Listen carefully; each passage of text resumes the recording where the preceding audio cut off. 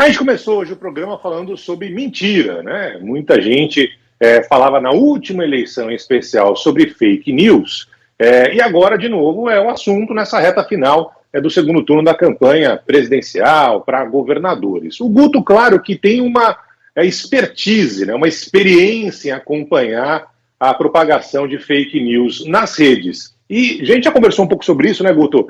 O estrago causado por uma fake news aparentemente é um pouco menor nessa eleição, porque as pessoas estão mais ou menos vacinadas, sabendo que isso pode acontecer. Ou nem tanto assim, hein, Guto? Conta pra gente. Bom dia.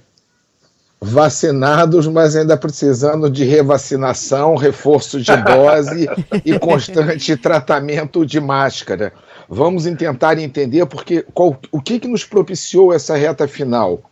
Um assunto específico, o tal do banheiro unissex infantil, uma fake news, nos possibilitou ver a anatomia de uma fake news, da sua construção, da sua dissolução dentro do cognitivo, mas da sua manutenção. E o que a gente vê? Primeiro foi uma explosão. A explosão entre 5 e 9 de outubro chegou a 800 mil menções do assunto nas mais diversas redes. Pegando um parâmetro, separando um pouco, foi 55% em Facebook, 35% em Twitter, demais redes. Ou seja, teve um peso muito forte do Facebook. Ok, mas também do Twitter.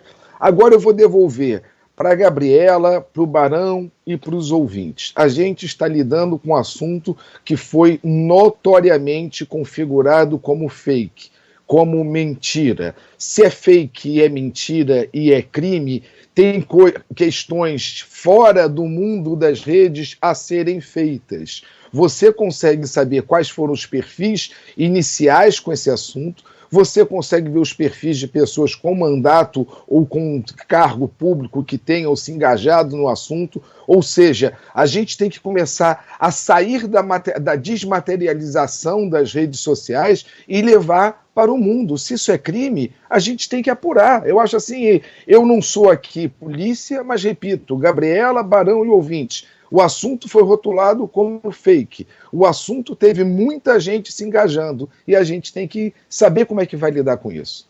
E esse rastreio já tem sido feito?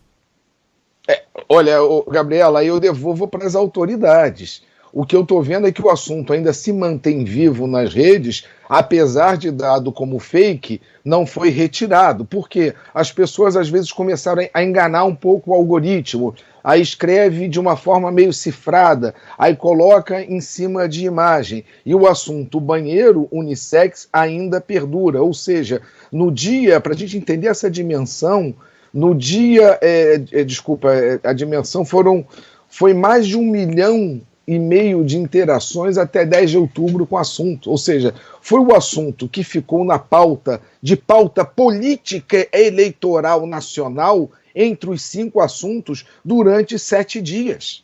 Ou seja, uma fake news sem nenhuma construção que você vai ver aparentemente dentro da lógica. E repito, rastreio é possível de ver da onde começou, da onde foi incensada, da onde divulgou. E a gente está lidando com o quê? Com mais um novo tipo, mamadeira 2, a sociedade vacinada, né, Barão? O que ficou interessante.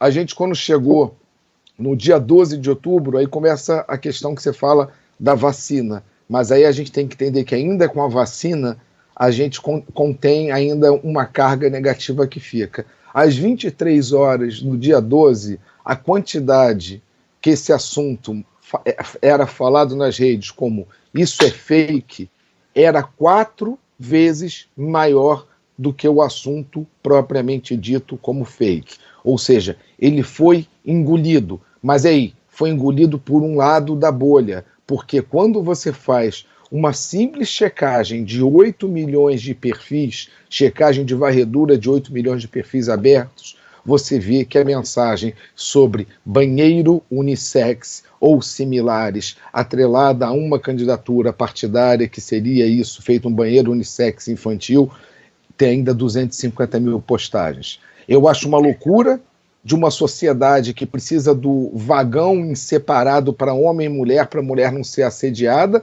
a gente trazer um assunto tão torpe, que envolva criança, que envolve subitens como desse assunto, assim, enfim, é nojento que isso tenha sido trazido dessa forma para uma eleição presidencial e, como disse o Barão, que bom que a gente tem um antídoto. O antídoto foi no dia 12, às 23 horas, ou seja, ontem, o assunto era 4 vezes mais rotulado como fake do que como real, mas ainda tinha o estrago de, numa varredura simples de 8 milhões de perfis, 250 mil postagens que ainda confirmavam a história do banheiro infantil unissex.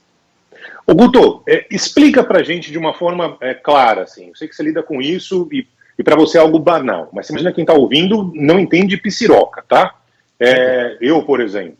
Então, é fácil você saber quem foi o primeiro a espalhar a mentira. Você consegue identificar na rede onde se originou isso, quem pariu a mentira na rede, e a partir daí, claro, né, a gente vai ver gente que quer espalhar para cima e para baixo. Mas dá para saber quem foi o propagador dessa mentira inicial? Sim, vamos lá. Em diversas redes você tem pelo horário de postagem.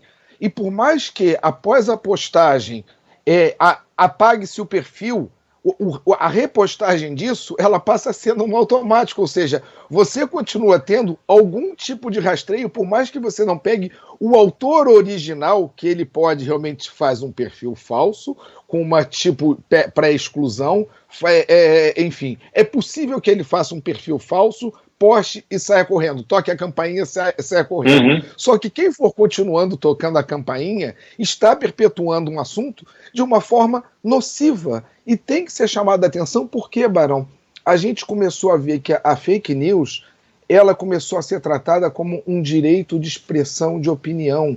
Ou seja, aí é impossível de lidar.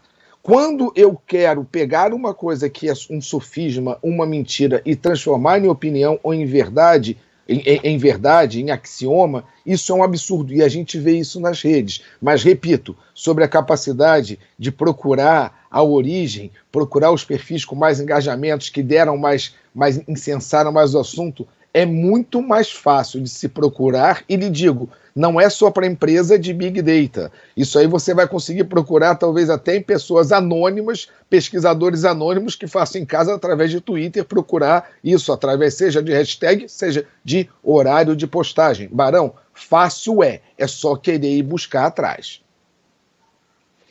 Não é algo simples, a gente sabe disso, que é um fenômeno, digamos assim, relativamente novo, mas está aí o Guto, né, explicando quem quiser, quem tiver interesse, quem quiser punir quem propaga mentira nas redes, né, dá para chegar, dá para achar, e aí é uma questão de ir para a justiça, discutir nos tribunais qual foi a lesão que isso causou. A gente está falando de política agora, claro, mas a gente já contou histórias aqui de vacina e outras tantas mentiras que são espalhadas por aí. Guto, sempre bom tê-lo aqui no Band News Station, reta final de eleição, e claro que esse deve ser o assunto nas próximas colunas. Um grande abraço para você, Guto, até mais.